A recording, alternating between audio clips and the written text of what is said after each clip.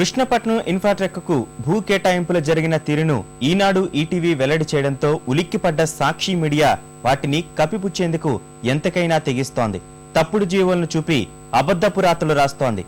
అబద్ధపు ప్రచారం చేసేందుకు ఈనాడు పత్రికపై విషం చిమ్మే ప్రయత్నం చేస్తోంది.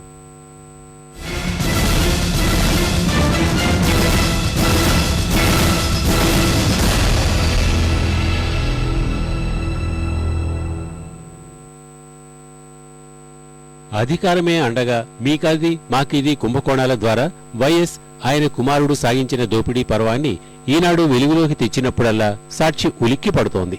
వాటిని కప్పిపుచ్చేందుకు పడరాని పాటలు పడుతోంది. ఈనాడుపై విషయం చిమ్ముతూ ప్రజల్ని మభ్యపెట్టే ప్రయత్నం చేస్తోంది. కుటీల పథకంతో అడ్డగోలు బుకాయింపులకు దిగుతోంది. జీవో గాని ఎంఓయూ గాని లేకుండానే వైఎస్ రాజశేఖర రెడ్డి 4731 ఎకరాల భూమిని కృష్ణపట్నం ఇన్ఫ్రాటెక్ సంస్థకు కట్టబెట్టిన వైనాన్ని ఈ నెల 21న ఈనాడు వెలుగులోకి తీసుకొచ్చింది. దీన్ని కప్పిపుచ్చుతూ సాక్షి మీడియా 2 జీవోల ఫోటోలను ప్రచురించింది. ఆ జీవోల్లో తమ్మినపట్నం, మోమిడి గ్రామాల్లో భూ కేటాయింపుల కోసం ఉత్తర్వులు ఉన్నాయి. జీవోల్లో ఉన్న భూములకు, కృష్ణపట్నం ఇన్ఫ్రాకు కట్టబెట్టిన భూములకు అసలు సంబంధమే లేదని స్వయంగా ఏపీఐఏసీ చెప్తోంది. వారు చూపించిన జీవోల్లోనూ ఆ విషయం స్పష్టంగా కనపడుతూనే ఉంది.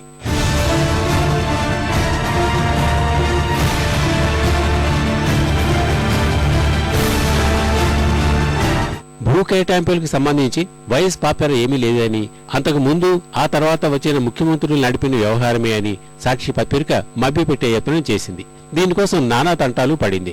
1996లో నాట్కో ఫార్మా కంపెనీతో ఏపీఐఏసీ కుదుర్చుకున్న ఒప్పందానికి అనుగుణంగానే కృష్ణపట్నం ఇన్ఫ్రాకు భూ కేటాయింపు జరిగిందని బుకాయిస్తోంది. కానీ నాట్కోతో కుదుర్చుకున్న ఒప్పందంలో కృష్ణపట్నం కంపెనీకి భూ కేటాయింపులకు సంబంధమే లేదని ఏపీఐఏసీఏ చెప్తున్నా ఈ విషయాన్ని వైకాపా, సాక్షి మరుగున పరిచే ప్రయత్నాలు చేస్తున్నాయి. నాట్కో, ఏపీఐఏసీల మధ్య కుదిరిన ఒప్పందం సెస్ కోసం కాదు, పారిశ్రమ వాడ ఏర్పాటుకు అవసరమయ్యే సాధ్యాసాధ్యాల నివేదికను తయారు చేయడానికి మాత్రమే. అయినా వైఎస్ కృష్ణపట్నం కంపెనీకి ఏకంగా ఓ సెస్ ధారపోశారు. దీనిలో వైఎస్ పాపాలను ఎలాగైనా కప్పిపుచ్చాలన్న తాపత్రయంతో సాక్షి రాసిన ఒక పేజీ పూర్తి పాఠమంతా తప్పుల తడక. కృష్ణపట్నం ఇన్ఫ్రాకు భూ కేటాయింపులను, వైఎస్ పాత్రలను సాధ్యమైనంత తక్కువ చేసుకోవడానికి జీవోలు లేకుండా భూ సంతర్పణకు అవకాశం కల్పించారన్న అంశాలను దాటవేసేందుకు ప్రయత్నించింది. ఇందుకోసం 2 తప్పుడు జీవోల్ని మద్దతుగా చూపుతూ వచ్చింది. అవి కూడా వైఎస్ హయాంలోనే జారీ కావడం విచిత్రం. వీటినేమీ పరిగణనలోకి తీసుకోకుండా ఈనాడు ఈటీవీ కథనాలతో బెంబేలెత్తిన సాక్షి ఏం చేయాలో పాలుపోక ఈనాడుపై విషం చిమ్మే ప్రయత్నం చేస్తోంది.